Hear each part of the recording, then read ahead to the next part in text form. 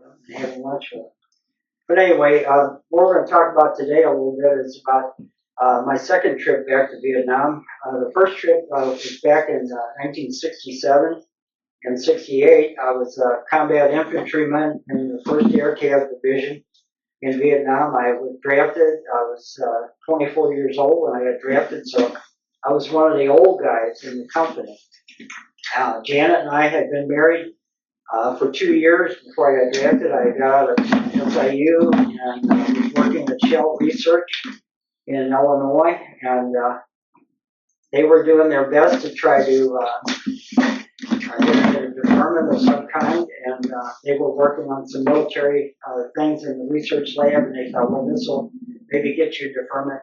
It didn't help, and my draft number went from 3A or 2A when I was in college, and it went back to 1A, so I knew I was going to get drafted probably. And I did. In November of 1966, I was drafted. I went, reported for duty, passed the last physical we had to go through, and I was sent off to Fort Lewis, Washington. This is just a little bit of history before we get into the second trip, but was sent off to Fort Lewis, Washington, and Janet dropped me off in downtown St. Louis that day when I had a report. And she said, call me when you get to Fort Leonard Wood and let me know when I can come down and visit you. So as we went through the process there at Mark Building in St. Louis, almost everybody was picking up their orders in front of me, and the machine was spitting out the orders, and they were picking up orders, and it said Fort Leonard Wood. And everybody would say, yeah, we're going to Fort Leonard Wood. And about 4 people in front of me, the machine stopped working, and I heard it resetting itself. And the next set of orders came out was for Fort Lewis, Washington. So when I picked up my orders, it said Fort Lewis, Washington. So instead of taking a bus to Fort Leonard Wood, they shipped us over to Lambert Airport to get on a plane.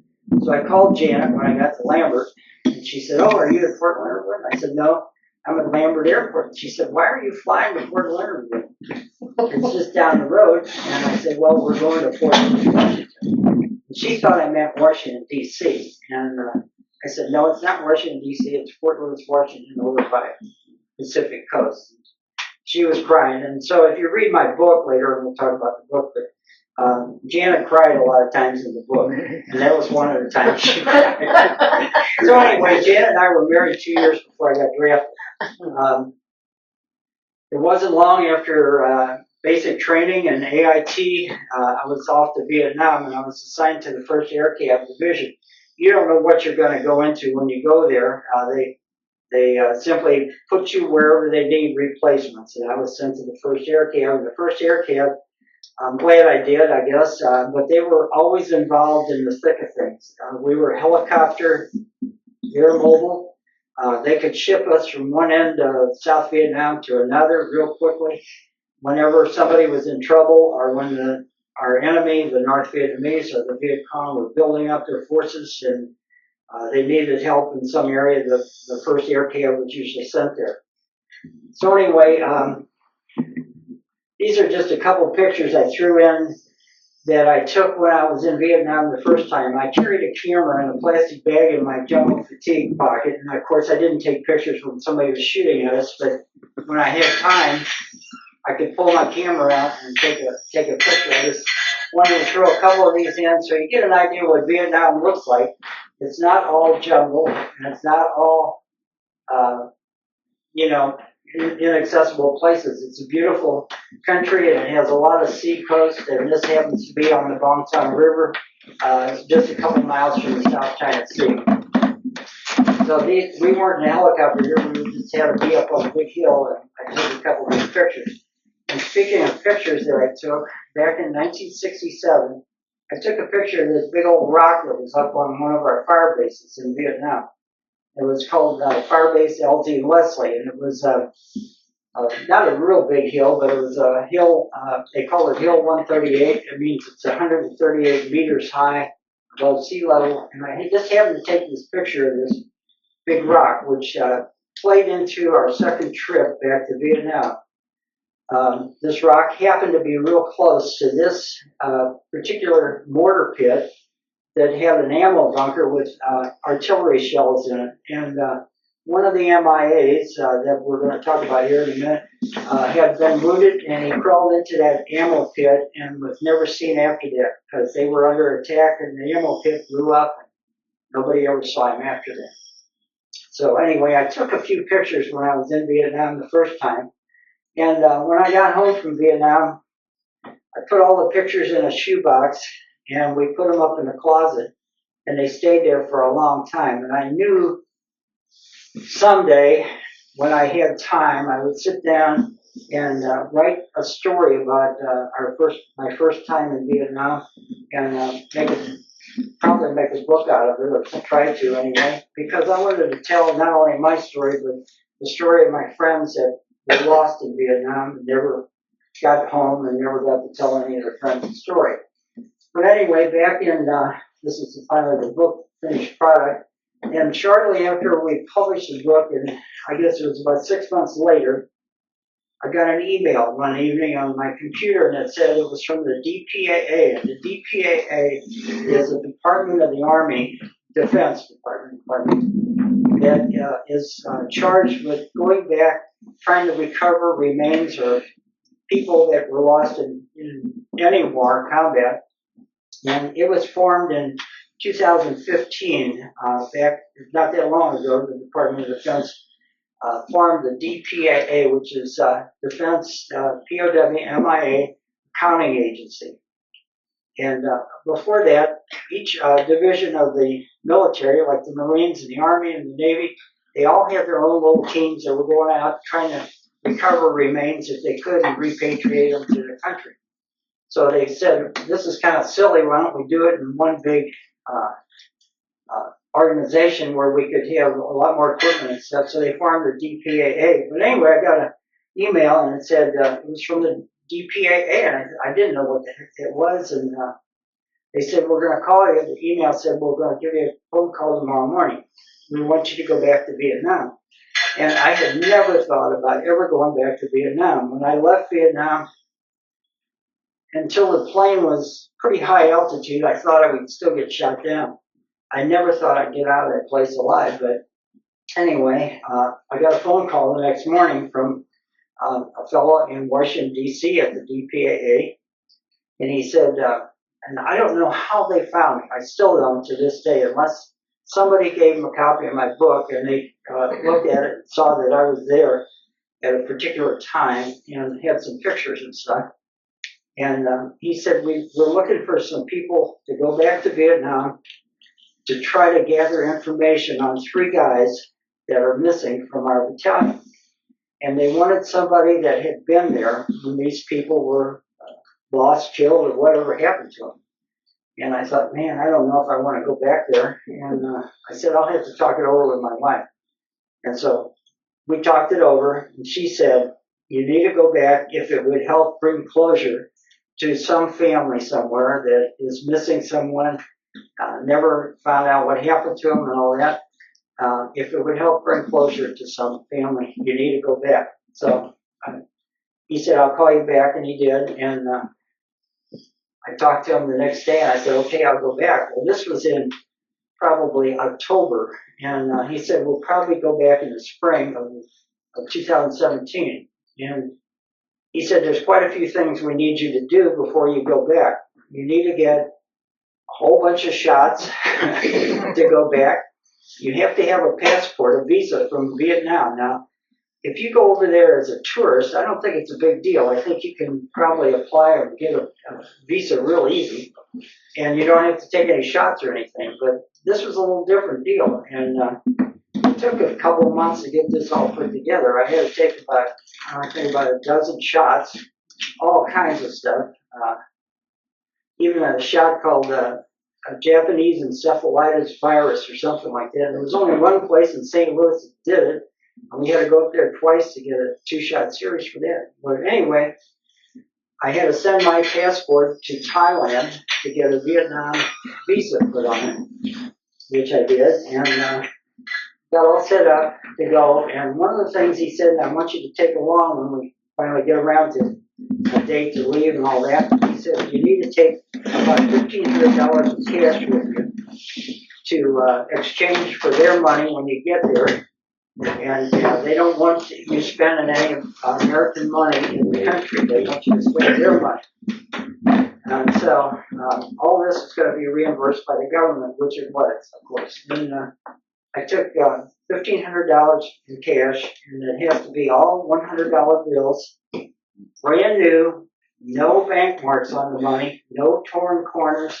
It has to be brand new, crisp $100 bills, or they won't accept it.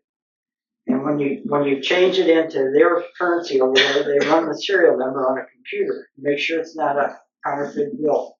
There's a lot of counterfeit $100 bills. So anyway, when we first got over to Vietnam, then we had to exchange some money so we could have money for food and everything. And their currency is called the dong. That's their currency, and there's about 23,000. Let me see if my computer is slowing down a little bit. Wait a minute. Go back here. Okay, we're okay. Anyway,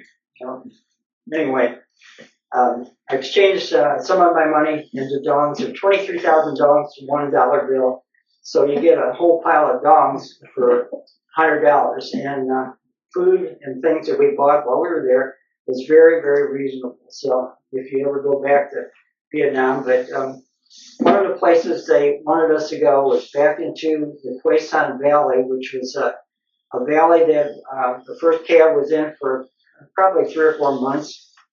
And the way I can describe it is when we flew into the Quay Son Valley, it opened up underneath the helicopter like a huge green valley in front of us, and a few hills in there, and that was our stomping grounds then for about the next 3 or 4 months.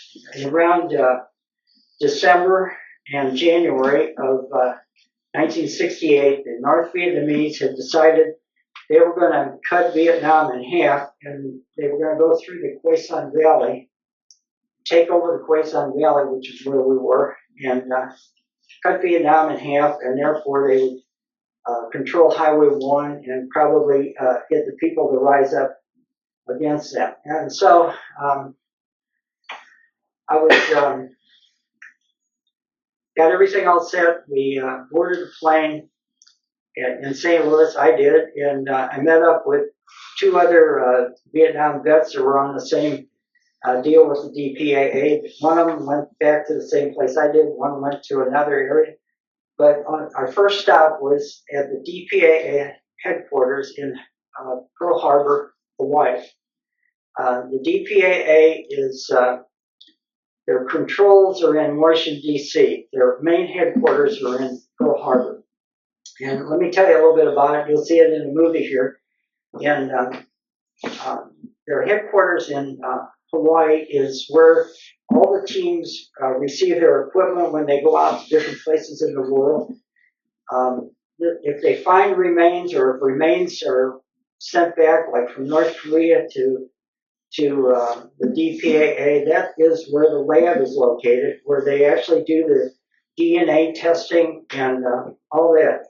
When I was at the DPAA headquarters, which you'll see a few movies here about it, they had a whole bunch of men that had gone down on the Oklahoma during World War II, and they had recovered some of the remains and had buried them in Hawaii after the Pearl Harbor attack.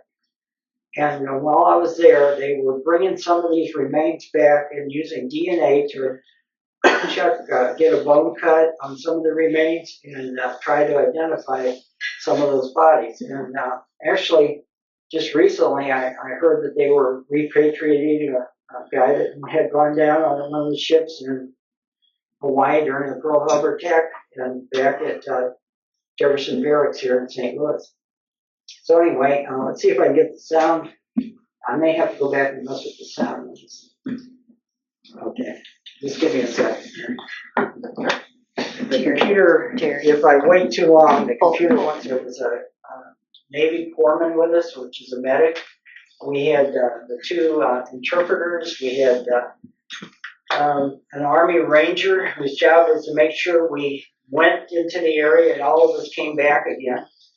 And We had a demolition expert with us that was there to make sure if we found anything that looked like a mortar round or a grenade or something, that he would tell us if it was safe to be around it or he would defuse it or something. And we went to first place we went was this headquarters of the DPAA in Hawaii. They wanted to know what we knew and what we wanted to know what they knew about these three people that we were looking for. And we kind of compared notes, and then from there we flew to Japan, and from Japan into Vietnam. We arrived in Da Nang, Vietnam, which is where Don was during the war. And when I was there a couple times, and when I was in Da Nang, it was a dusty airstrip with Marine jet fighter planes going in and out, and a few grass hooches, and kind of a old-time city in Vietnam, and one big PX up on the Freedom Hill, and mainly it was a Marine outpost there in Da Nang. When I went back there this time, Da Nang was a modern, bustling, beautiful city with hotels and motels, and traffic was out of this world. Let me flip on into the traffic here, if I can get control of this. And he was killed during an ambush in the Quaysine Valley. We know he was killed for sure. One of the medics saw that he was killed, but they were unable to bring his body back the day that he was killed. So he was one of the people we were concerned about looking for. Another fellow was Billy Joe Ellis, and he was killed on January 3rd on this little LZ that I was talking about called LZ Leslie, which is on Hill 138. He was the fellow that was wounded during an attack, crawled into an ammo bunker, and the ammo bunker blew up, and that was the last anybody saw of Ellis. And he was one of the people we were trying to gather some information on. This other gentleman here, Robert, he was killed again on January 7th. He was a member of Lieutenant Stone's company, and there was no record of him actually being killed, but the last anybody recorded seeing him, he was walking toward the enemy. We were firing at him, and that was the last time anybody saw him.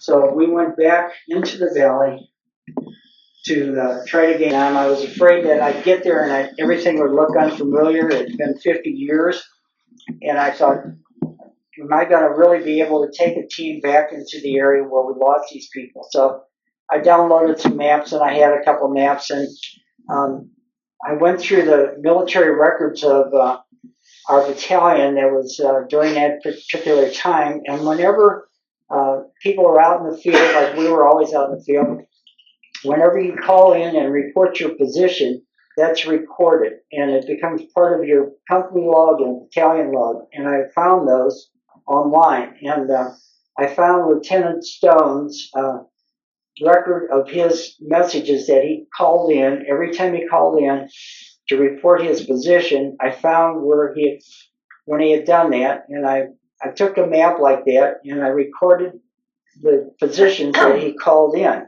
And I did this before we left. Our main fire base was right in here. Lieutenant Stone crossed this little bridge, and then he reported his position there. He reported his position again, and there. And I logged all these positions on a map here at home before I left. So I thought, well, when I get there, I'll at least have some idea where we need to go. His last position, pardon me, the last time he reported his position was right here. So anyway, I took this along with me when we went back to Vietnam. And the first place we went to, I'm going to flip through some of these. This was at the DPA headquarters. That's me and the other two vets that were going back. And this gentleman here works for the DPAA. This is when we were comparing notes, pictures I had, and going back before we went back to actually flew into Vietnam. This was, I was telling you, Da Nang was a modern city now, and this is what it looks like when you get to your hotel in Da Nang. You're probably going to wonder, how in the heck do you get from a hotel in Da Nang out to the jungle? Well, traffic in Da Nang is hectic. Almost everybody rides a scooter, but the government people have vehicles. And I'm going to flip on through here so it don't get too long. But pardon me. But anyway, the government, our government, the United States government, has a fleet of SUVs that they keep in Hanoi, Vietnam. And whenever there's a team over there from the DPAA or some other team, they send those SUVs down to pick them up and then take them out as far as they can to the area that they need to go to. And I'm going to just go back a little bit here. Janet asked me before I left, she said, what are you going to eat when we're in Vietnam on your trip? And I said, I don't know. I don't really want to eat anything off the street vendors any place, but I found that food in Vietnam in the hotel and all that was safe to eat. I didn't ever eat anything off of the street vendor, but I get rid of this little task bar down here on the bottom. But this is one of the SUVs that was sent down from Hanoi to pick us up. This is one of our interpreters standing there, and one of our guys that was going back out into the field with us was right there. So we all boarded our SUVs, and we were about 60 miles from the jungle area we needed to go to. Our SUVs, we were on our way back to Hill 138. There's really any sound on this video. One of the guys that was going with us took a picture of that big hill in the distance is where we were going. But the SUVs are owned by the United States government, but they're kept in Hanoi. And they took us to the end of the road.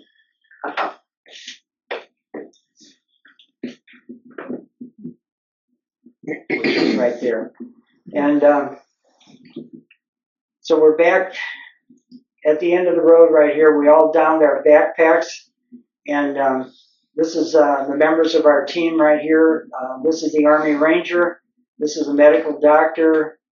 This is one of the team leaders here. We had a couple of interpreters here, one interpreter there. The little fellow over there is a communist. I think he's like a community guard or something, but he's stuck around with us too.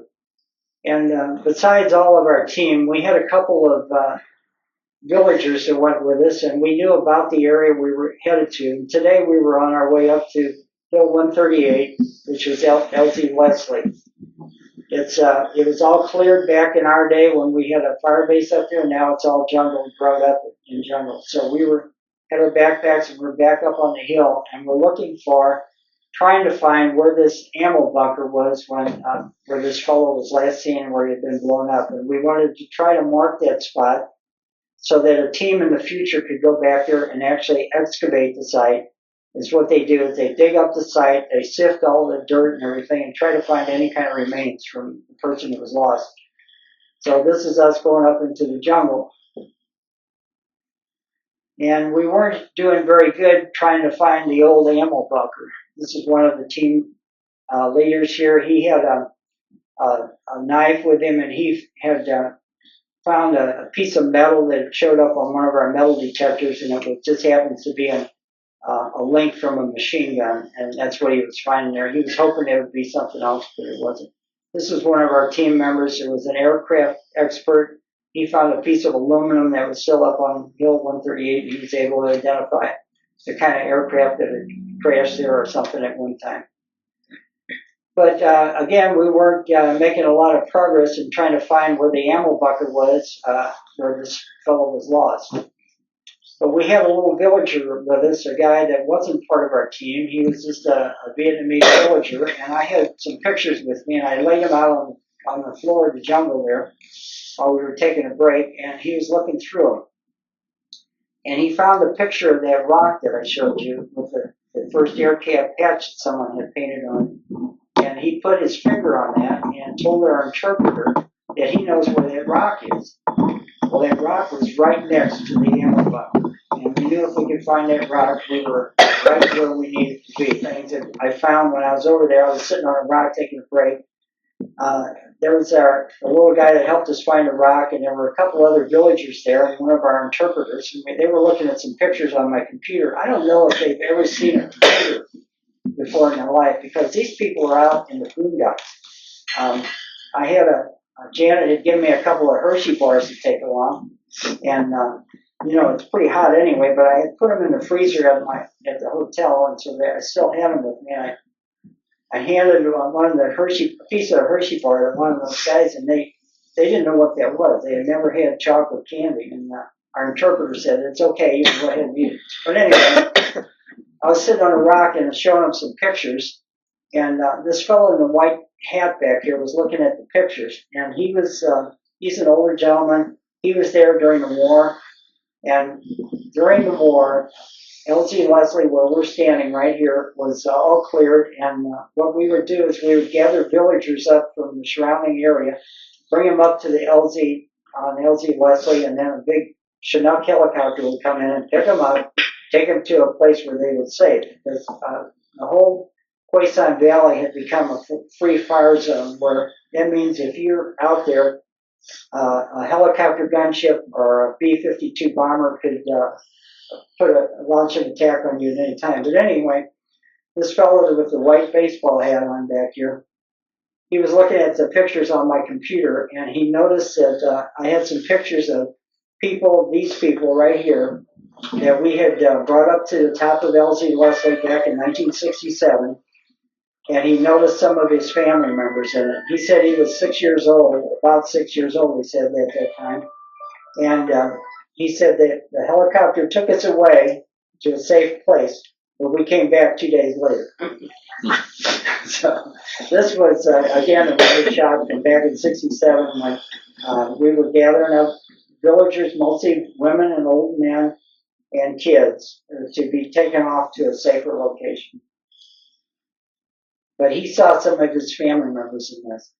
So anyway, we moved off of Hill 138 after we marked that spot, and we moved down into the Quezon Valley looking for information on Lieutenant Stone and the other fellow that went missing during the battle on January 7th.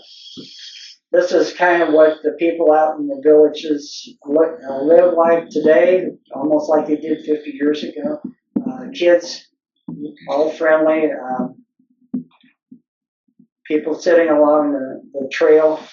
We found our way to a place down in the valley, and one of our friends that's a Vietnamese military person brought these little red plastic chairs along.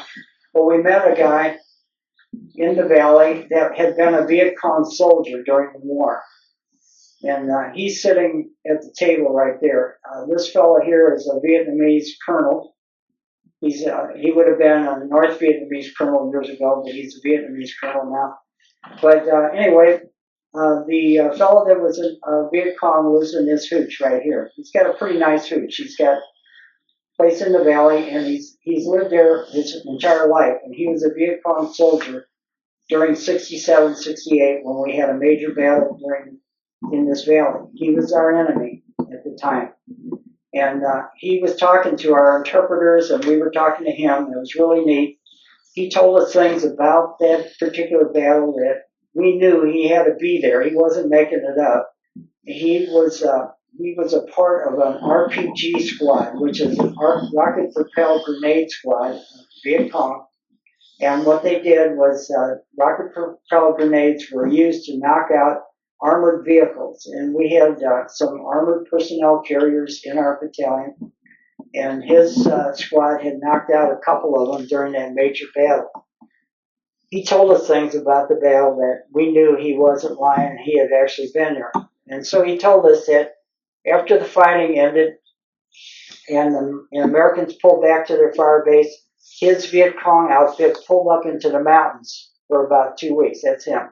There's some mountains to the west of where we are right here, and they were up there for a couple of weeks. He said he came back into the valley where he had always lived, and that's where his house is on the map. But here he is here. This is the Viet Cong soldier. He said they came back into the valley, and his Viet Cong people found a dead American in a ditch. He had been there since the battle, and they took his boots off, pushed him the rest of the way in the ditch, and covered him up. He took us to where he thought that ditch was, which is where he's taken us to right here. He said, he's lived there all his life. He said, this is where we covered up the American that was dead in this ditch. So our team marked this spot again with their GPS coordinate unit, and they will someday, probably whenever funding gets right now, come back and dig this area up, sift through the soil, try to find either the remains of Lieutenant Stone or the other fellow that was last seen walking away. This is the Viet Cong's garden. These are a couple of members of our team. They have a metal detector, and they were going over some of the areas of his garden to see if they could pick up any, possibly a belt buckle or something metal.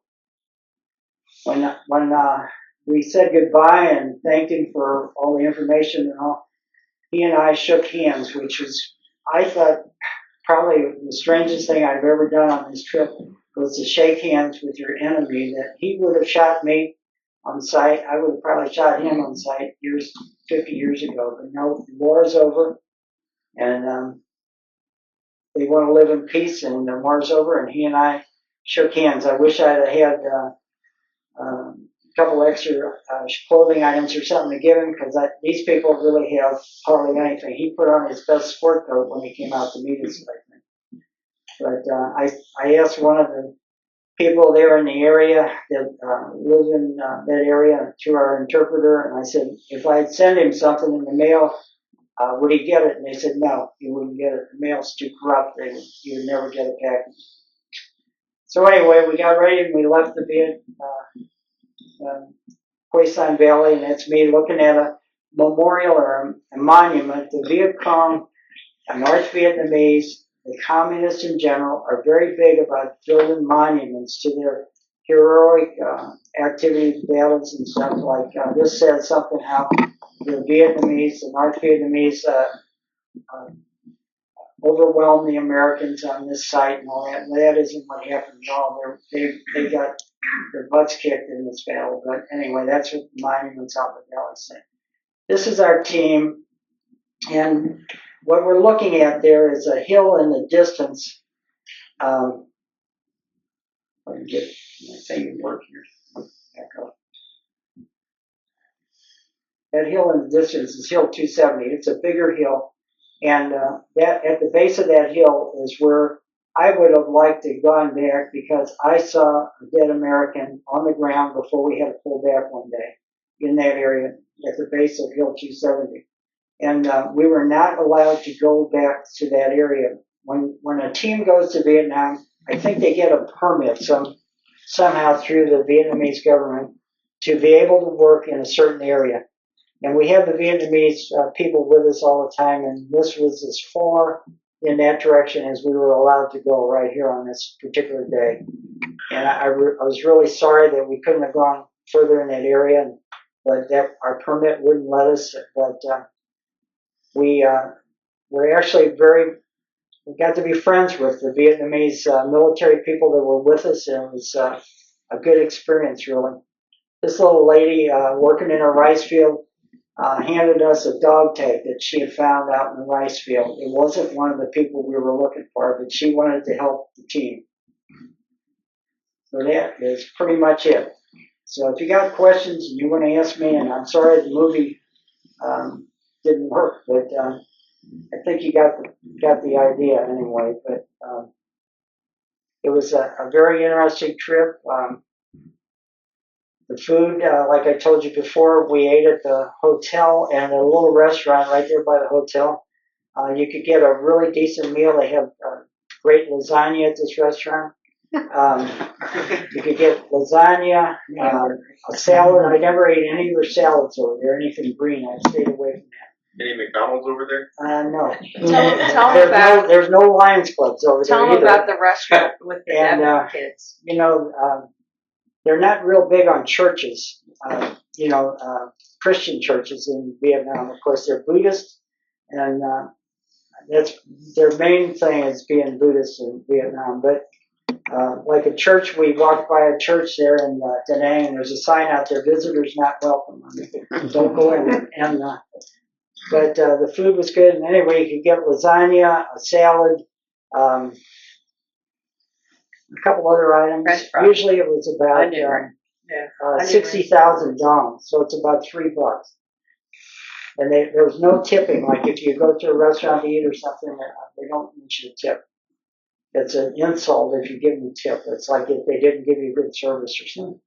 Was there any problems, like people not happy to see you guys over there? No, those people were very friendly, and the people at the hotel, we got along very well about them. The Vietnamese military people that were with us, like I was saying earlier, they would have been our enemy 50 years earlier, but now they're the Vietnamese military, and they actually took us out to dinner one night, which was really interesting. The Vietnamese colonel, a couple of his lieutenants took us out to dinner at a fish restaurant, and they don't just say, go ahead and order what you'd like off the menu. They were paying for the whole deal anyway. They order one of everything on the menu. And then when all that food comes out, they just pass it around the table. There was a lot of people at the table, but they just pass it around, and it's really, really interesting. The colonel couldn't speak any English. We couldn't understand what he was saying, but we had interpreters. And it was a very good deal to meet them. The only people that have guns of any kind in Vietnam are the military. I asked this guy out in the village, do you have like a shotgun or anything to defend yourself if a tiger comes in or a cobra crawls up on your porch? No gun. If you're caught with any kind of gun, any kind of weapon, it's automatic, go to prison right away. There's no trial or anything.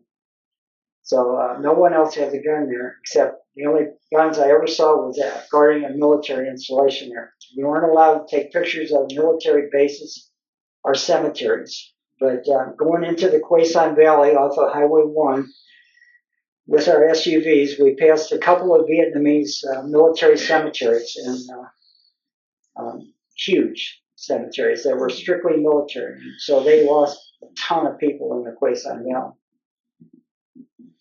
How long were you out in the countryside searching for these things? Well, we'd go out there every day. There was a couple days we didn't go out, but we would go back to our hotel in Da Nang, and then they would pick us up the next morning and take us back into the Quay Son Valley area where we were. You had to do a lot of hiking with a backpack? Yeah, quite a bit, yeah. Wow. Because the road ends, and then you're back like it was 50 years ago. So were you going to have to hike to that other hill that you really wanted to get to? Yeah. How far was it? It was probably another couple kilometers, maybe a mile, a little more. Yes, sir. Do you think the denial on Hill 270 was because there were other things still hidden there or buried there? I don't know. It was just not part of our area that we were allowed to go in. Like it just didn't have a major battle there? No, there was a lot of stuff went on there. One of the platoons from Lieutenant Stone, he was killed. One of his platoons, there's 4 platoons in a company. One of his platoons was separated out during the major battle, and instead of pulling back with the rest of the company, they were on the other side of the enemy. They got cut off, and they were trying to make their way to Hill 270, which had some more Americans in that area. But they had a lot of wounded people with them, and they just couldn't carry them all and move it there. So they were cut off right there by Hill 270. Our company, B Company, went out on a separate day to rescue that platoon, and we did. And we recovered their wounded and dead, but they were right at the base of Hill 270.